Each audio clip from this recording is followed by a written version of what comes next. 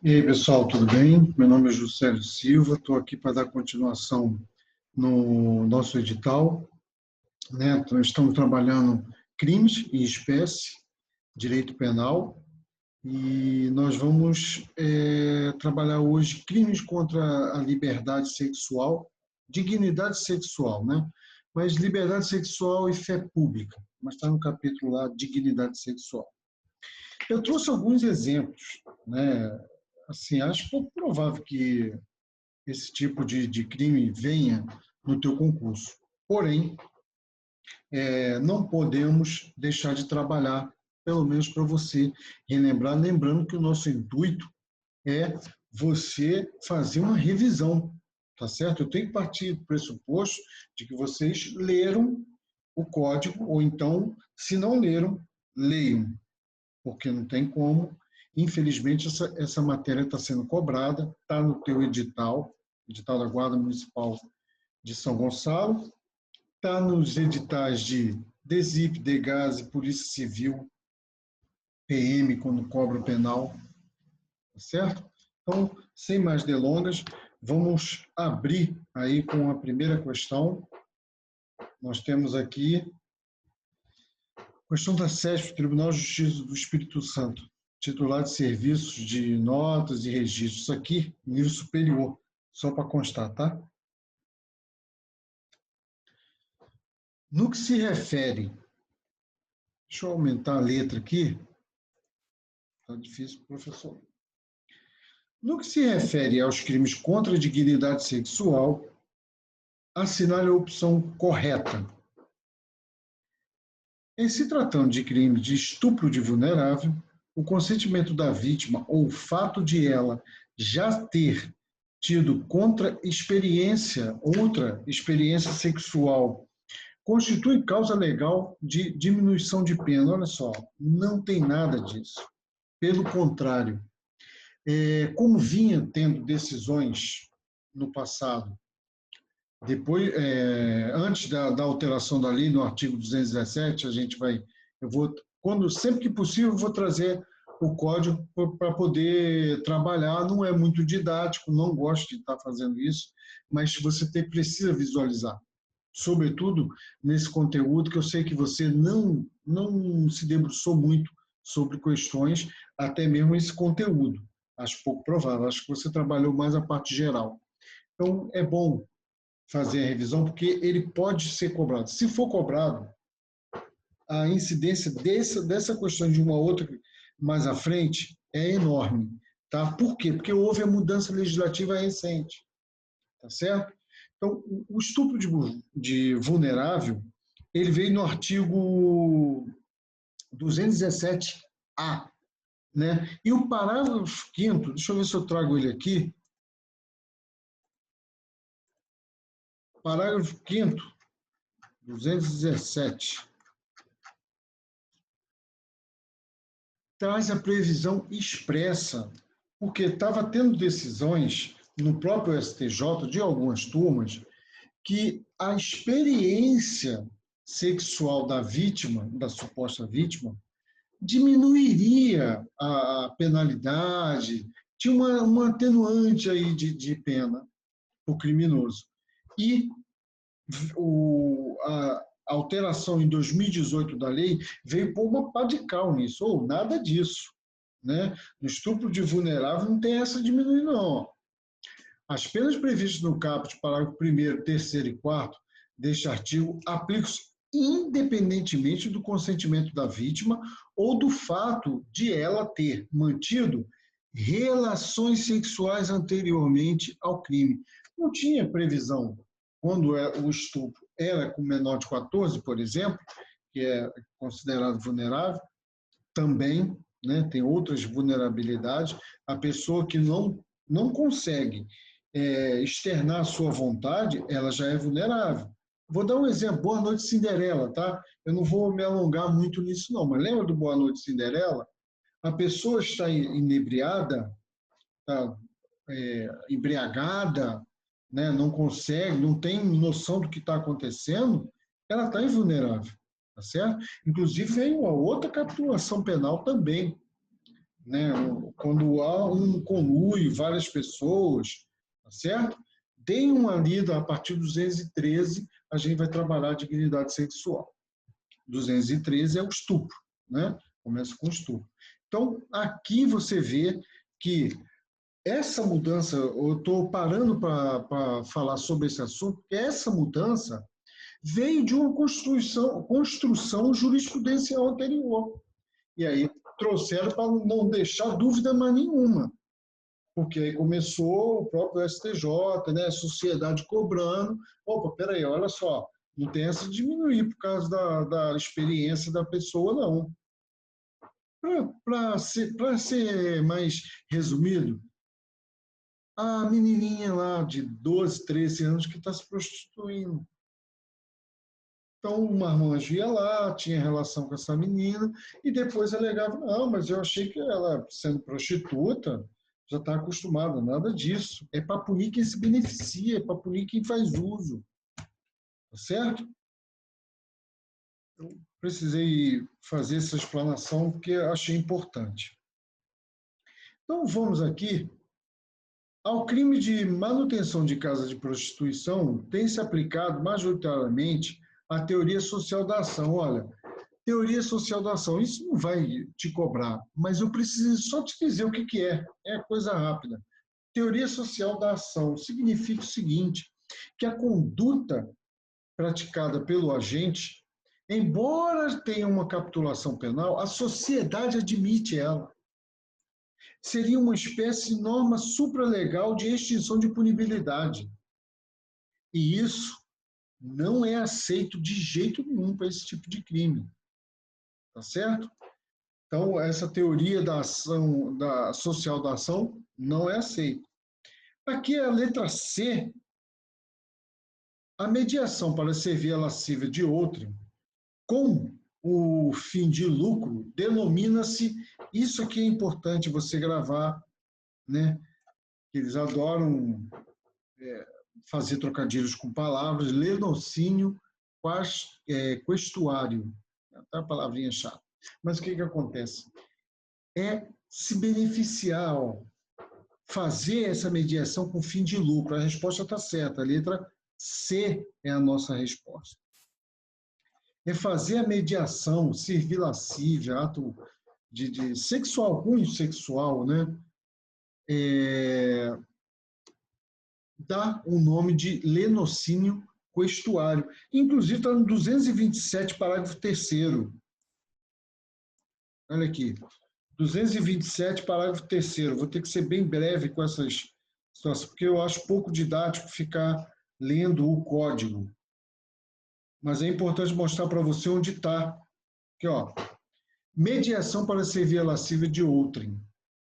Induzir alguém a satisfazer a lascívia de outrem. E ele pode vir nessa situação e cobrar lenocínio questuário.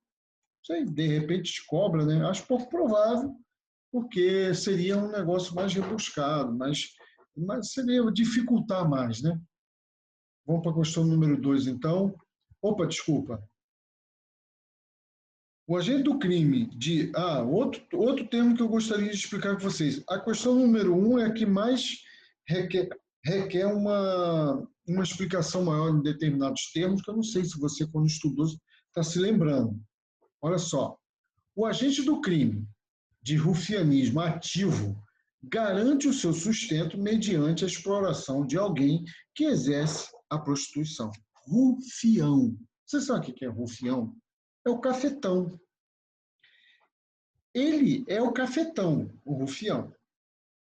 A situação de rufianismo ativo, que eu não acredito que venha cobrar com vocês, que o meu intuito nessa assertiva aí é falar o que é rufião, que não é uma palavra muito corriqueiramente pronunciada aí nos repórteres, né, nos noticiários. Tá?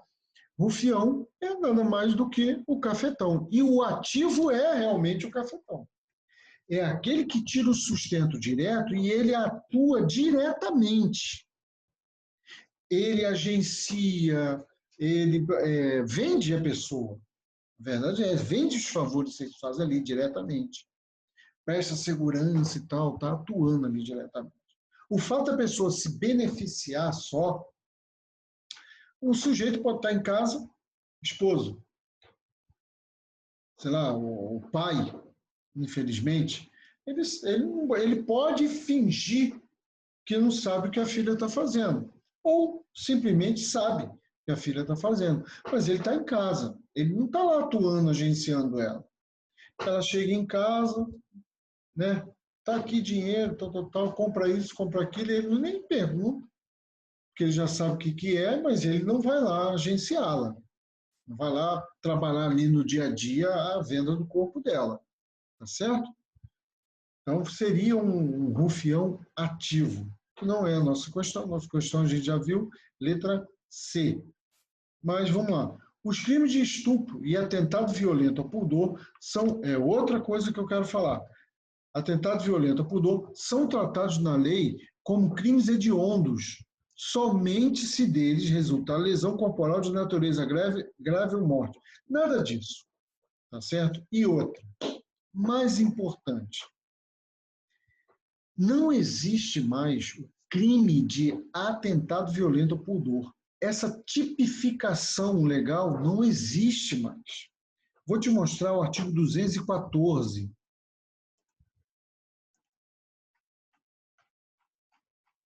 Ele vinha aqui, ó. Olha aqui o que aconteceu. Revogado pela Lei 12.015/2009.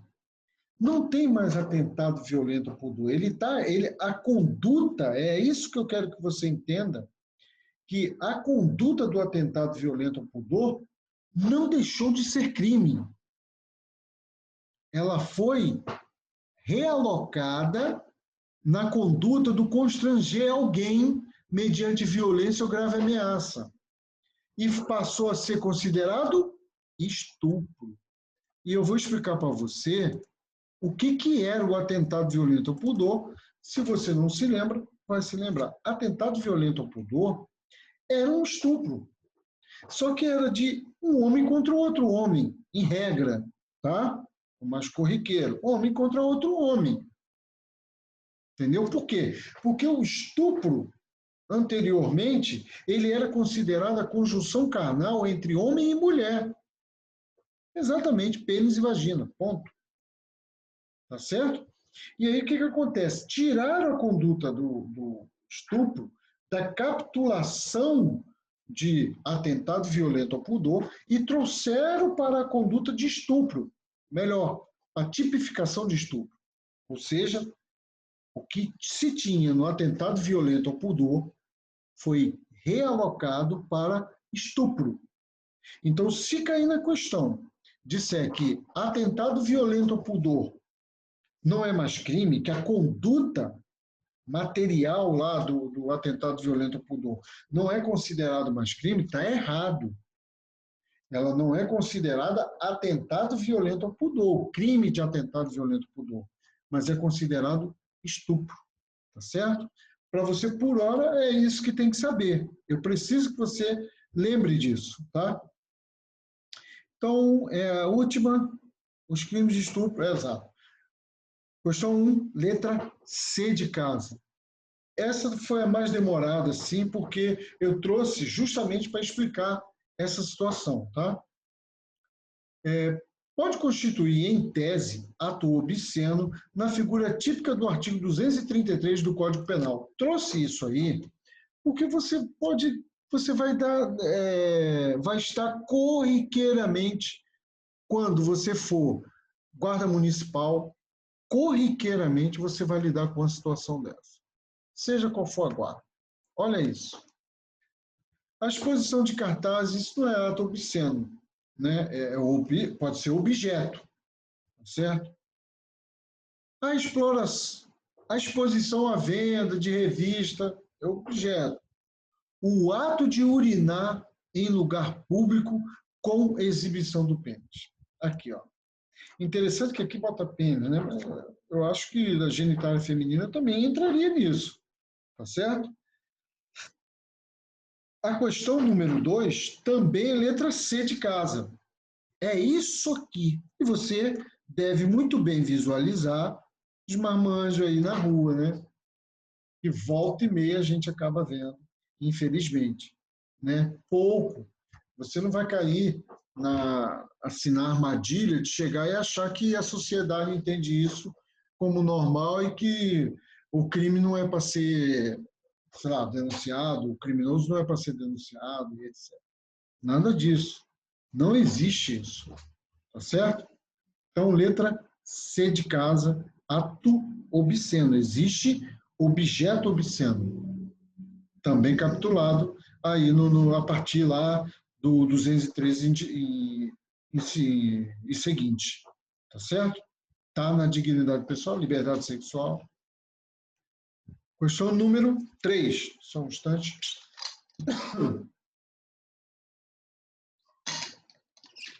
X,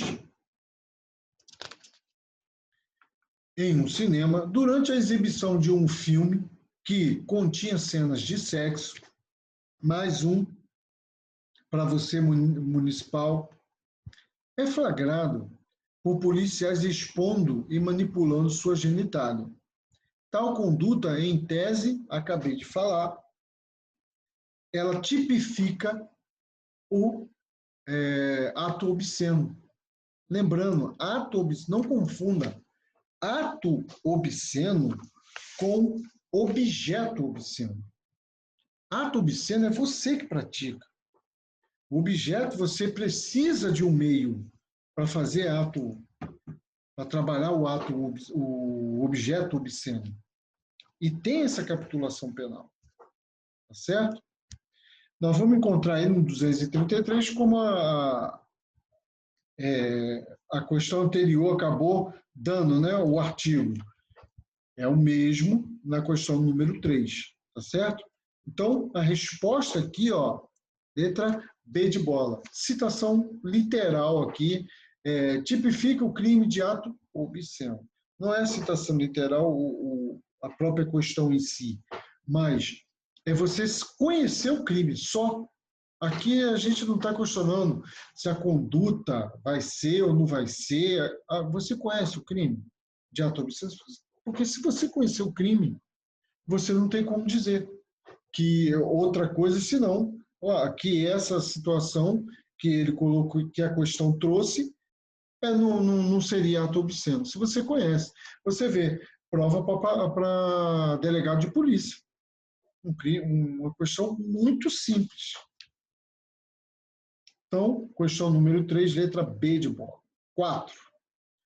Nos termos do Código Penal, assinale a alternativa que contenha apenas crimes contra a dignidade sexual. Lembra lá que eu comentei? A partir do 213? Então, a partir do 213, a gente tem o crime contra a dignidade sexual. Aí ele começa aqui, ó, letra A. Perigo de contágio venérea. Isso é periclitação da vida, da saúde, lá no 130. Depois você dá uma olhada, tá? Atentado ao pudor mediante fraude. É ainda capitulado penal. Assédio sexual. Também, está dentro da dignidade. Assédio sexual? Também. Crime contra a dignidade sexual. Perigo de contágio venérea, a gente já viu que não. Periclitação da vida e da saúde. Estupro, atentado violento ao pudor, não existe mais esse crime, certo? A conduta é estupro, mas o crime não existe mais. A conduta passou a ser capitulada como estupro. Atentado violento ao pudor, também já vimos que não. Estupro, então a questão é a letra E, a resposta da 4. Estupro, corrupção de menores e assédio sexual. Um ponto aqui agora. Não confunda a corrupção de menores do Código Penal, que está no artigo 218, com o 244 do ECA. Acho que é isso, 244 do ECA. Aqui a corrupção de menores está contra a liberdade sexual. Lá no ECA, é um adulto maior de 18 praticar um crime com um menor de idade. Entende? Com menor de 18. É essa a corrupção de menores lá do ECA. Aqui é de cunho sexual, lá não.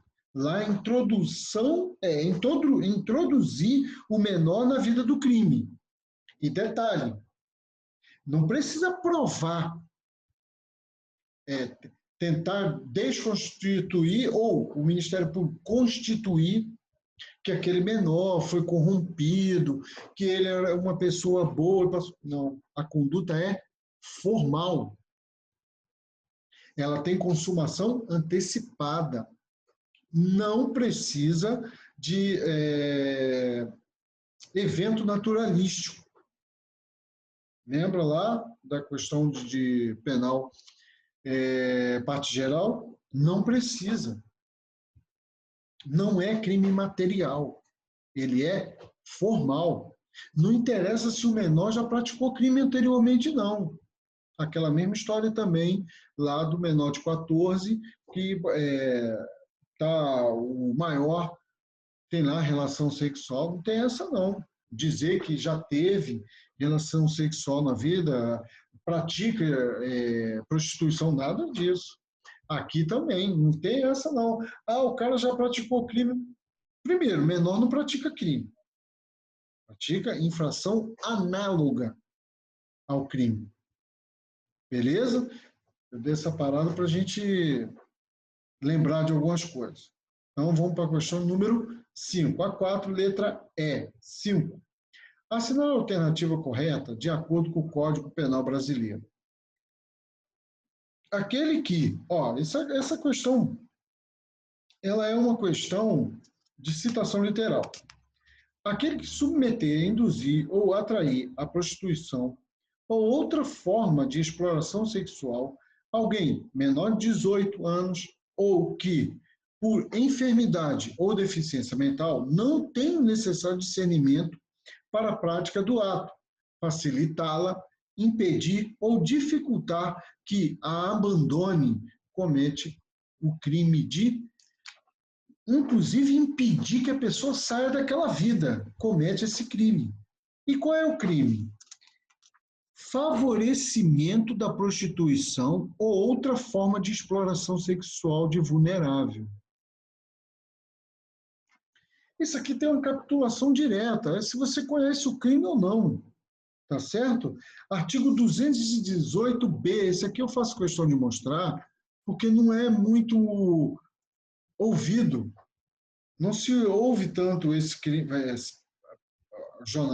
matéria jornalística falar desse crime. 218A, praticar. 218, favorecimento.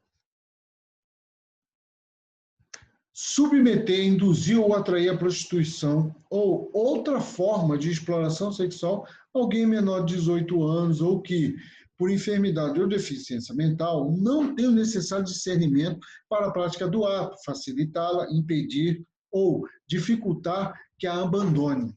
Olha aqui, eu sei que fica pouco didático, mas eu preciso que você, pelo menos, lembre que esse crime existe. Porque se você lembra que ele existe, você marca a opção correta. Não precisa maior técnica, maior conhecimento acerca da questão. Então, 5, letra D de dado. Hoje está sendo um pouco mais rápido, porque essa parte dos crimes, a incidência na tua prova é muito pequena. Eu só estou parando em algumas situações porque é bom que você se lembre, tá certo? Não só para esse, mas para outros concursos. Questão número 6.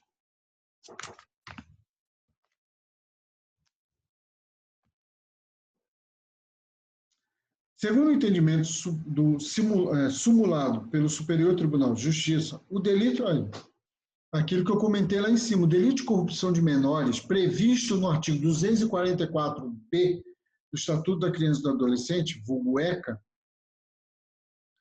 é crime formal, formal, e independe de prova da efetiva corrupção do menor. Não interessa.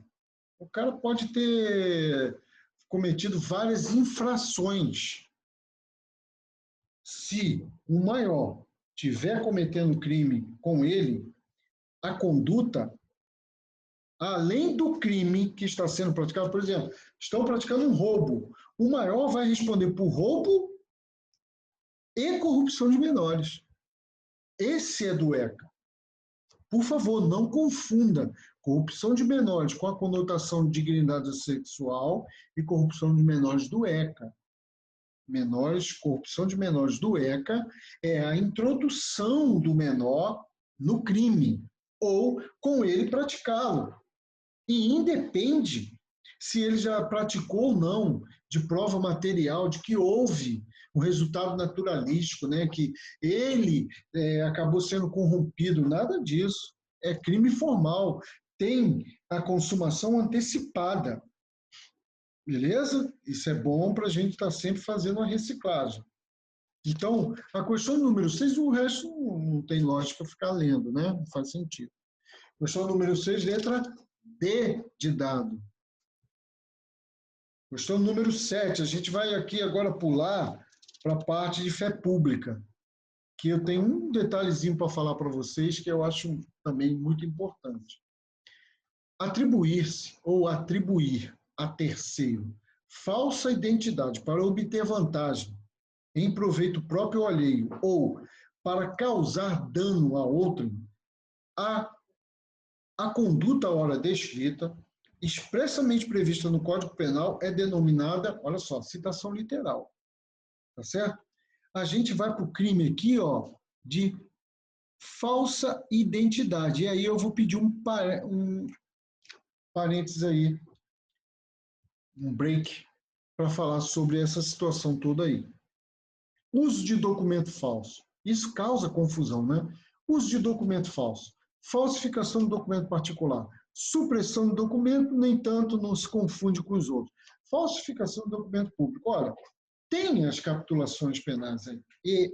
Só que o grande problema nas questões que vem para te pegar é falsa identidade e falsidade ideológica. Você sabe a diferença? É importante que você saiba. A falsa identidade é justamente o que a questão trouxe, né? Atribuir a terceiro outra identidade ou você se passar por outra pessoa. Isso é falsa identidade. A falsidade ideológica, dentre alguns exemplos, é você, por exemplo, pegar a tua carteira de identidade e mudar lá a tua data de nascimento, por exemplo, para alterar a tua idade, né? Os menores de 18, aí vai lá, altera para 18 para poder entrar nas boates. Quem não passou por essa época, eu não sei nem como está hoje a cobrança nas boates nesse sentido. Mas é o que acontecia muito, principalmente as menininhas. Adoravam fazer isso, lá na década de 80, 90, não sei como é que ficou isso depois. Eu não sou tão antigo assim, mas também não sou novinho, não. Então, sim, eu vivi muito a década de 90 e 2000, final da década de 80. Então, é isso. Você tem que prestar atenção em diferenciar a falsa identidade da falsidade ideológica. Eles vêm sempre com isso. Né? Crime contra a fé pública e eles tentam te confundir. Tá certo? Por isso eu trouxe essa questão. Questão número 8. Então, a 7 questão, a resposta é D de dado. São crimes contra a fé pública, entre outros. Isso aí é importante lembrar que você tem que ler o código. Nesse caso aí, para responder essa questão, você lê o código. Para você decorar quais são aqueles crimes que é contra a fé pública. Por quê? Porque eles usam termos parecidos e você pode escorregar. Tá certo? Moeda falsa é o que começa, né? Contra a fé pública. Mas fraude, né? Fraude para recebimento de indenização, isso é fraude. Não é contra a fé pública. Fraude de lei contra o estrangeiro, fraude de concorrência. Fraude de concorrência não é contra a fé pública. Registro de nascimento inexistente, uso de documento falso. Isso é a letra C. Uso de documento falso, falsificação de produtos alimentícios, né?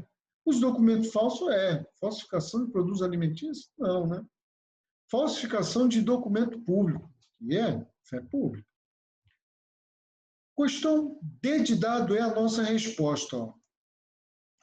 Falsificação de papéis públicos, fraude de lei, esse daqui é interessante, que eu acho pouco provável que você se lembre, fraude de lei sobre estrangeiros,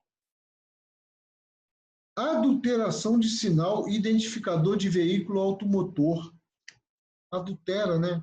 Chassi, beleza? É contra a fé pública. Então, fraude contra a concorrência, não. Falsificação de papéis públicos é falso. Reconhecimento de firma ou letra. Isso. A resposta é a letra D de dado.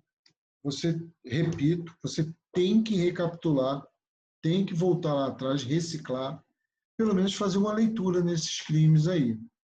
Porque a aula seguinte, aí sim, se cair crime, a cobrança de algum crime, assim, a incidência é enorme no que diz respeito à administração pública. Até mesmo porque você vai ser um servidor público. Mas não vamos esquecer, sabe por quê? A banca sabe muito bem que você vai imaginar exatamente isso, que você vai ser um concursado e que você vai ter que saber bem onde está pisando. E aí você vai ter que conhecer os crimes contra a administração pública, a administração da justiça. Tá certo? Eu nem sei se tem no teu edital a administração da justiça, mas com certeza para a próxima aula eu vou estar reforçando e vai ser a nossa última. Porque depois eu vou começar com direito constitucional, tá certo? Que é constitucional e administrativo é de suma importância. Eu diria que a metade da tua prova de direito, sem dúvida, constitucional e administrativo, pode ser que seja mais da metade. Tá certo? Que são duas matérias para o funcionalismo público, assim, ímpar, em termos de cobrança. Tá? Então, questão número 8, D de dado. Questão número 9, o crime de o crime de falsidade de atestado médico tem por objeto, desculpa, gente, o crime de falsidade de atestado médico tem por sujeito ativo. Esse eu trouxe porque é corriqueiro. E o sujeito acaba caindo. E ele é muito cobrado em prova. Por quê? Porque está no nosso dia a dia. Quem nunca ouviu um fulaninho chegar e falar, peguei um atestado médico, aí pega lá, o médico bota lá 10 dias, ele bota 15, o médico bota 5, ele tenta alterar para 10 e por aí vai. O médico dá 7, ele tenta alterar para, sei lá, 10. Isso é uma coisa. Esse crime que a Constituição está cobrando, ele é crime próprio. Lembra? Crime próprio tem uma situação peculiar para que aquele sujeito cometa aquele crime. Só ele, em regra, é ele quem pode cometer, não é crime comum, que qualquer um pode cometer. Tem uma situação específica para esse sujeito. E nesse caso aí é o médico. Entendem?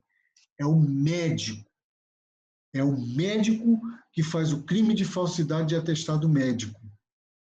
É o sujeito não está doente e ele atestar que está doente. Resumindo, grave isso, tá? Porque se cair isso aí, ele vai te pedir assim. Ele vai dizer que o crime, fulano alterou lá, cometeu o crime de falsidade de atestado médico. Mentira, nada disso. Ele está alterando documento, seja público ou privado. Beleza? Quem comete esse crime aí é o médico. O médico, letra A aqui, já. O médico no exercício de sua profissão. Beleza? Resposta da 9, letra A. 10. E a última. Falsificar cartão de crédito ou de débito. Isso é importante, a beça. Volta e meia é cobrado nos concursos. Assim, com até certa frequência, está no 298, parágrafo único. Esse eu vou fazer questão de mostrar para você, porque ele é uma situação análoga.